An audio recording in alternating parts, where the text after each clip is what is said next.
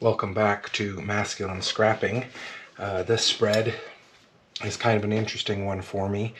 After I came back from Washington, D.C. in June of 23, my parents went out to visit my aunt in California, and when they got there realized that she did not have long to live.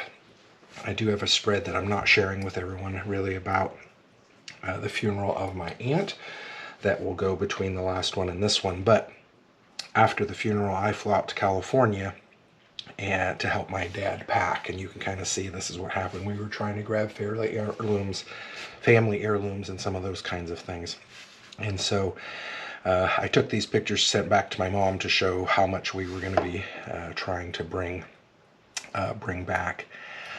They had lived in the house a very long time, and in my baby album is this picture. So I took a photograph of it and then had it reprinted. But this is me right here, and that's my older cousin who is no longer alive, my aunt and uncle, and this blue couch. Well, my grandparents had the couch recovered in yellow, so you can see it's right there.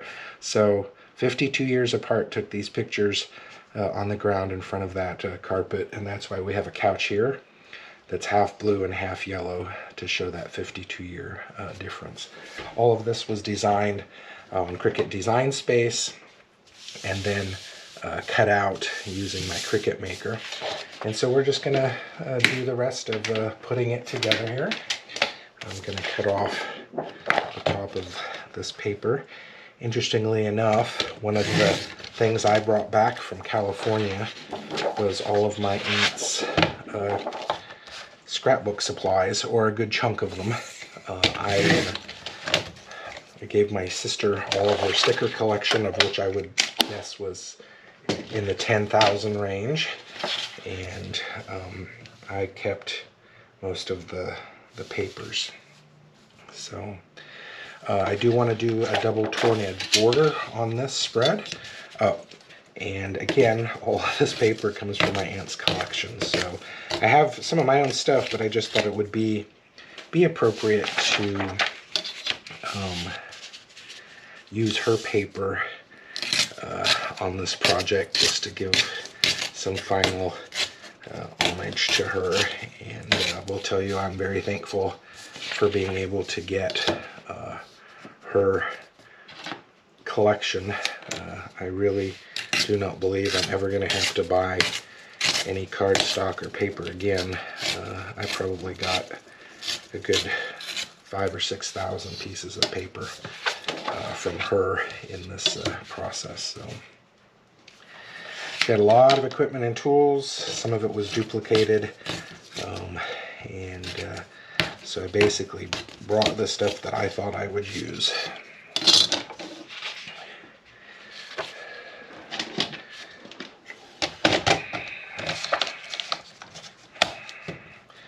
Not being particularly scientific here, just getting some cuts.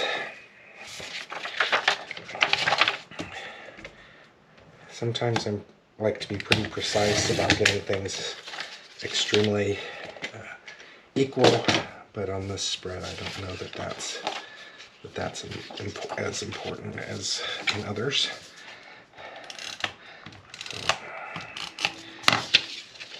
Just my technique of putting two torn edges together. Oh, and I'm realizing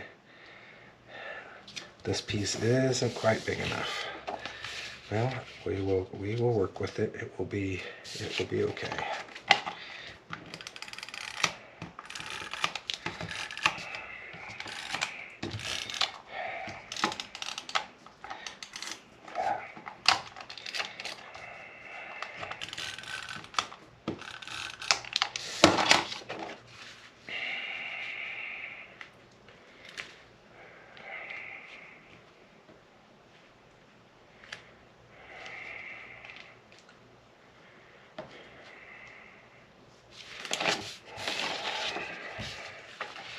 This is interesting. I'm having a hard time lining everything up here.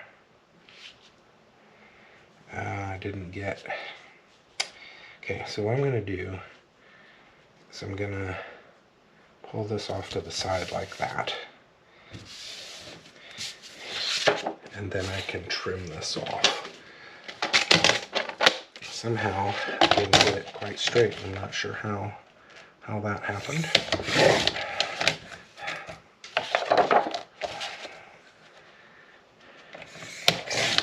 Might not have been straight to start with, and I didn't realize that. If it's not straight,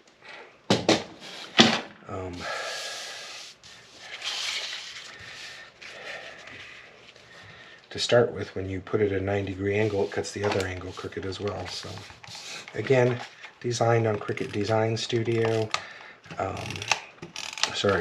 Cricut Design Space, cut out using my Cricut machine. One of the things that happened on this project, I still don't really understand how it played out, but you can see here the E, A, and the R kind of overlapping. That did not happen on the original design, but for some reason, when I started putting it together, it wouldn't fit well, but it's not the end of the world.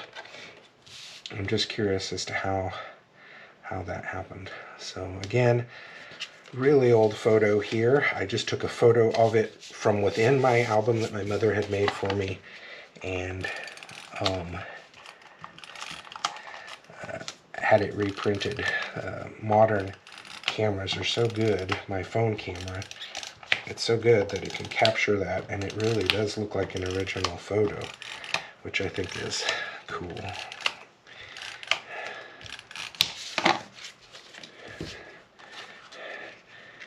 Chose blue theme here, mostly because the carpet in the house was blue.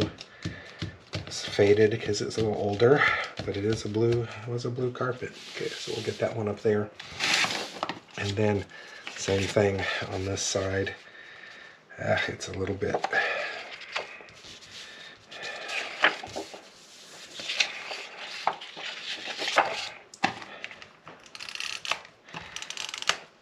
short. That happens with a lot of the Creative Memories papers. They were designed to be not 12 by 12, but like 12 by 11 and a half, because of the kind of albums that they have. And sometimes if you don't catch that, like I didn't on here, they end up being a little short, but it's okay.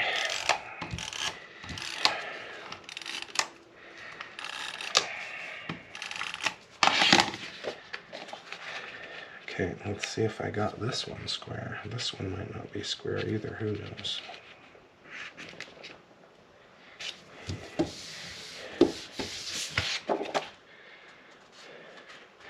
I think we're close enough.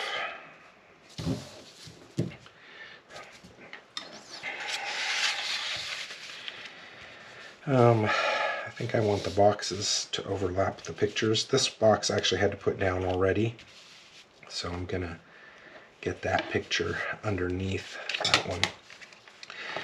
Sometimes when you're cutting things out, the way they've done does not make sense, but this little box here, this little bit of supposed to be packing tape, was actually underneath the box instead of on top. Not really sure why it cut like that, but I had to run with it. And when I have little pieces like that, I do not like to let them sit and get lost. So usually if I've got small pieces, then I'm going to pre-assemble it before the video so that I don't lose those. So again, pictures of us packing in the house.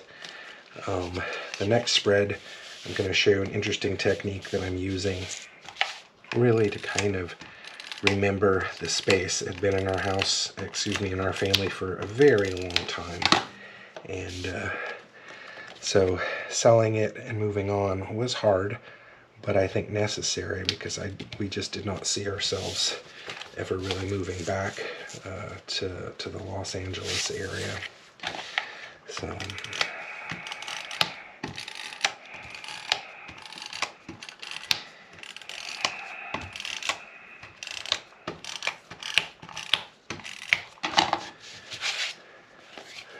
okay.